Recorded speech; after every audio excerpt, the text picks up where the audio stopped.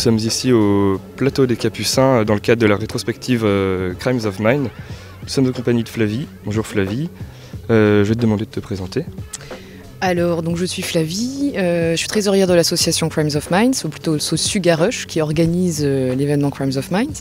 Le concept, ça part d'une idée donc, de Lily Wen, qui est street artiste à Brest, et ça consiste en fait à utiliser la ville de Brest comme toile vivante et à transformer en fait la ville en un musée à ciel ouvert, donc afin de permettre aux Brestois d'avoir l'art au quotidien et découvrir aussi toutes les facettes, peut-être pas toutes, mais les facettes du street art.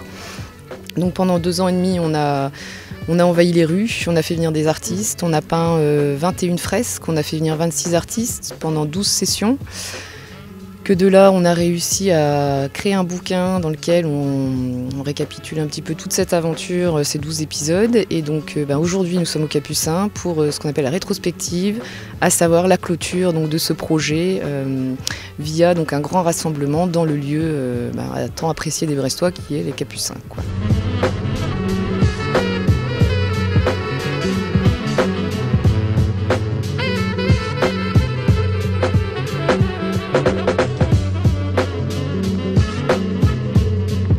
Nous avons maintenant la chance d'être en compagnie de Jeff, donc peintre professionnel.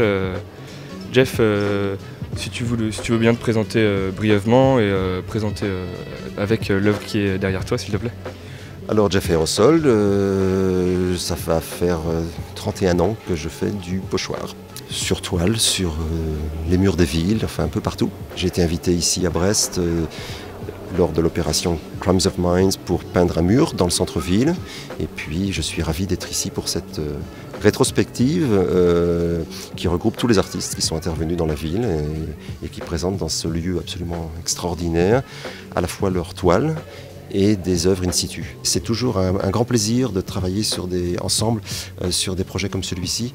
Ça nous éloigne de la tradition des peintres dits de chevalet ou d'atelier qui ne se voyaient finalement jamais. Et là, on se balade, on se retrouve un peu à la façon de musiciens dans des festivals.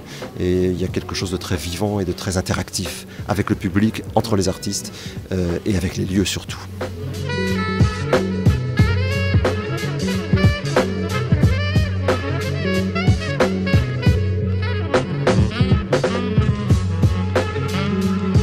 Nous sommes maintenant en compagnie du graffeur Pakwan. Tu as participé à quelle fresque? Alors j'ai participé à 2 fresques. La première c'est rue Mathieu Donnard, c'est un cerisier japonais avec un enfant en train de l'arroser. La seconde c'est du côté de Kergaradec quand on va vers Ikea. Et là c'est une femme sur fond bleu et avec de l'autre côté un effet de trompe-l'œil de mur qui se casse, laissant apparaître mon pseudonyme, donc Pac, en lettrage. Où est-ce qu'on pourrait observer ton travail en tant qu'artiste ici sur le plateau des Capucins? Alors dans les Capucins, il y a une série de portraits et puis une autre où on se rapproche plus du mur que j'ai pu faire dans le projet dans la ville.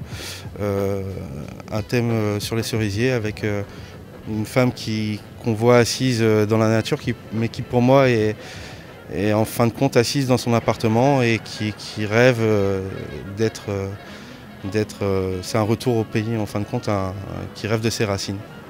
Voilà, c'est pour ça que je l'ai appelé Songe. Et sinon dehors il y a aussi des performances, donc ça permet de collaborer avec des artistes qui ne sont pas forcément d'ici et à un moment donné d'avoir un échange pictural et en même temps humain.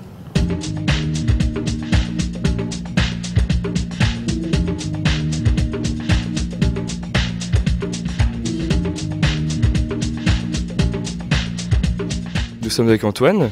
Antoine, bonjour. Salut. Tu pourrais nous expliquer ton graphe un petit peu? Alors moi ça fait 2 ans que je travaille sur le même sujet qui est le cri. Voilà, donc, ça se ressent assez. Et j'essaye de le travailler en décomposant le mouvement. Donc je travaille pas à partir d'un seul visage, mais un visage qui ferait un mouvement vraiment qu'on ressente le plus possible l'émotion et la force par le mouvement. Et sur ces 2 ans, quelles sont tes fresques sur Brest? Où est-ce qu'on pourrait voir tes œuvres? Alors la fresque, elle est du côté de la rue Mathieu Donnard, si je dis pas de bêtises, sur un coin de rue. J'ai peint dans le même quartier que Pakwan et Wentou.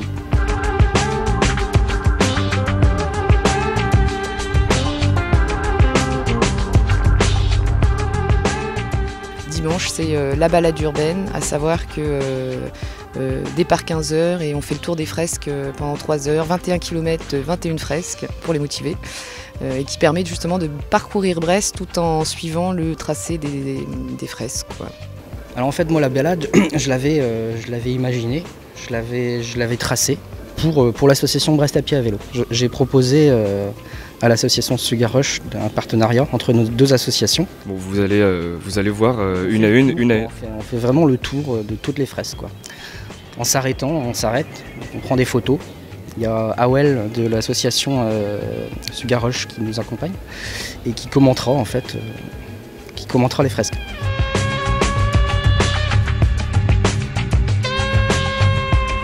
Quel est ton ressenti sur le bâtiment ici au Plateau des Capucins, sur l'exposition dans cette ancienne usine d'Arsenal, quoi? C'est un peu magique comme lieu, hein. C'est vraiment énorme. Je ne m'attendais pas à un espace si grand. Et on a l'impression que c'est un terrain vierge. Enfin, pour les artistes, c'est un peu une mine d'or, quoi. On a envie de peindre partout. Le lieu s'y prête vraiment. Et non, je crois qu'il y a une bonne ambiance aussi. Tout le monde s'éclate, il y a de la peinture partout. Je pense que pour les Brestois, c'est un événement important, de pouvoir se réapproprier une partie de ce patrimoine, d'une façon évidemment différente, mais on aura ici des médiathèques, des centres culturels, etc. Et pour faire le lien, le street art, là, ce qu'on appelle l'art urbain aujourd'hui, est probablement le meilleur vecteur, je dirais, pour faire entrer la rue dans ce type d'espace, ou au contraire pour faire sortir l'art dans la rue. C'est un peu les deux.